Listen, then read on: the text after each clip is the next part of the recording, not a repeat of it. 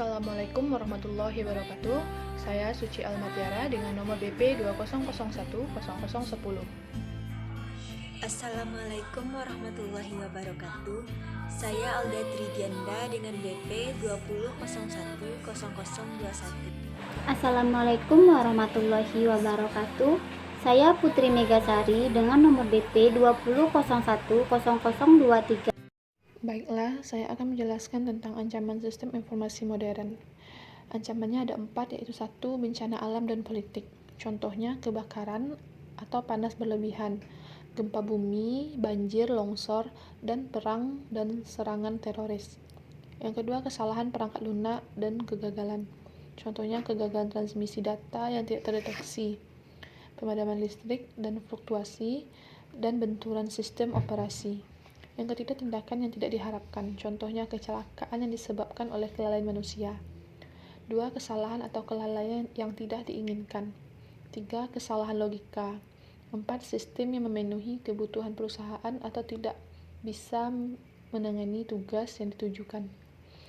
4. Tindakan yang disengaja. Contohnya sabotase, penyalahgunaan aset, penipuan laporan keuangan, korupsi, dan penipuan komputer, serangan rekayasa sosial atau malware. Ancaman sistem informasi modern. Ancaman keempat adalah tindakan yang disengaja seperti kejahatan komputer, penipuan, atau sabotase.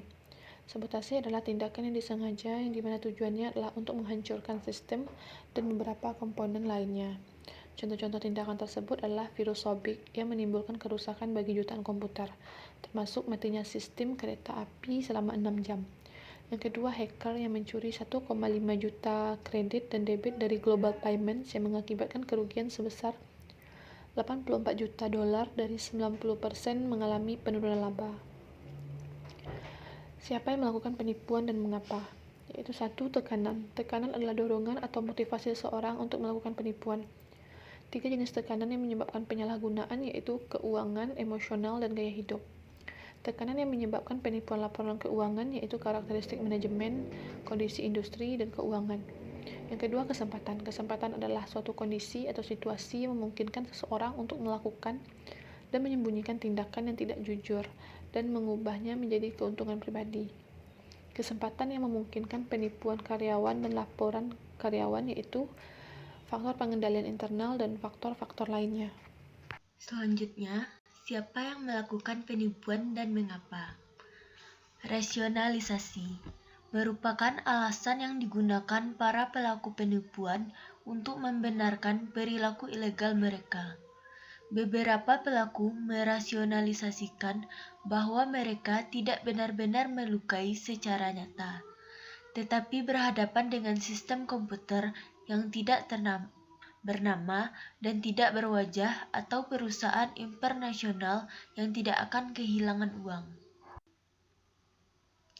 Selanjutnya, yang memungkinkan pelaku melakukan 3 hal berikut. Yang pertama, melakukan penipuan. Sebagian besar contoh kecurangan pelaporan keuangan yang melibatkan memperbesar aset atau pendapatan, mengecilkan kewajiban, atau kegagalan untuk mengungkapkan informasi. Yang kedua, menyembunyikan penipuan. Salah satu cara bagi karyawan untuk menyembunyikan pencurian aset perusahaan adalah dengan membebankan item yang dicuri ke akun beban. Tindakan pelaku dapat terbongkar dalam waktu setahun atau kurang karena akun beban adalah memusatkan perhatian keluar pada setiap akhir tahun. Yang ketiga, mengonversikan pencurian atau misrepresentasi untuk keuntungan personal.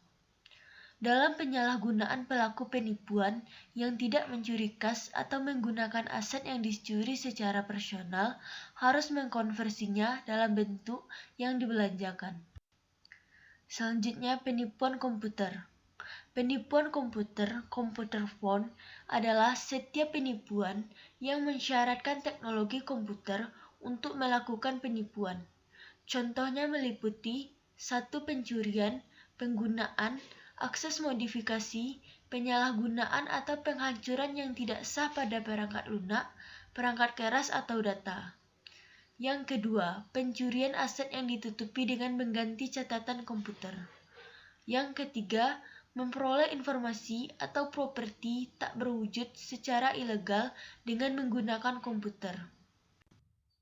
Meningkatnya penipuan komputer. Yang pertama, tidak semua orang pendapat apa yang dimaksud penipuan komputer. Yang kedua, banyak contoh penipuan komputer tidak terdeteksi. Yang ketiga, persentase penipuan yang tinggi tidak dilaporkan. Yang keempat, banyak jaringan yang tidak aman. Yang kelima, situs internet menawarkan instruksi langkah demi langkah pada bagaimana melakukan penipuan komputer dan penyalahgunaan. Mencegah dan mendeteksi penipuan dan penyalahgunaan. Membuat penipuan agar tidak terjadi. Yang pertama, menciptakan budaya organisasi yang menekankan integritas dan komitmen untuk nilai etis dan kompetensi. Yang kedua, mengadopsi struktur organisasi, filosofi, manajemen, gaya operasional, dan risiko yang meminimalkan kemungkinan penipuan. Yang ketiga, membutuhkan pengawasan komite audit yang aktif, terlibat dan independen dari dewan direksi. Yang keempat, menetapkan otoritas dan tanggung jawab. Yang kelima, menjaga alur komunikasi terbuka dengan karyawan. Yang keenam, meningkatkan hukuman. Mencegah dan mendeteksi penipuan dan penyalahgunaan. Meningkatkan kesulitan dalam melakukan penipuan. Yang pertama, memisahkan fungsi akuntansi atas otorisasi, pencatatan, dan penyimpanan. Yang kedua, mengembangkan dan mengimplementasikan sistem pengendalian internal yang kuat. Yang ketiga, mengimplementasikan pemisahan tugas yang jelas antar fungsi sistem. Yang keempat, menjaga akses fisik dan jauh untuk sumber daya sistem terhadap personil yang berwenang. Yang kelima, meminta transaksi dan aktivitas agar diotorisasi dengan personel supervisor yang sesuai.